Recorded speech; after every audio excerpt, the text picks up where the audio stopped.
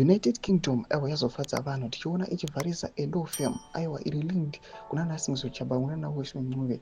Law firm inozikamwa kuti muna 2018 pamwechete nemuna 2024 yakabetsera kureza mari yekuparadza bato raTupen Nelson Chamisa.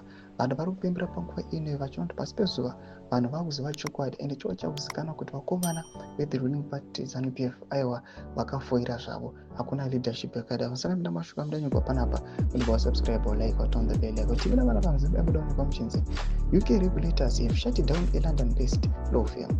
This is the entity that helped raise $25 million to for politicians Singso Chabangu and Professor Wishman Muve published to amass properties used in the process of destabilizing Nelson Chamsa's party between 2018 and 2024.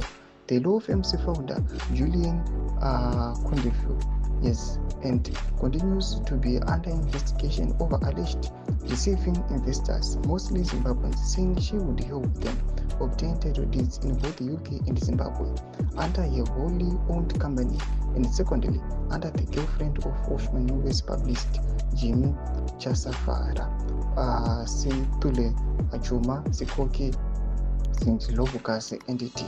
Kundefu had built a reputation as an acclaimed award-winning solicitor with a polished media presence during the 6-year period amid many videos promising to assist property seekers become millionaires. Tomashuka tona kuti panguva ino UK yazopedza maspose ichibvarisa this law firm yakaona kuti toimwe iri kubetsera zvekare kuparadza Tupen Nelson Chamisa. Tichiona kuti UK yazviidentify ikaona kuti vakomana vemanyepo they must be stopped immediately. Tudze mafunguro enyu muri kudii pamusoro pechitiko ichi ndakomese chimedu.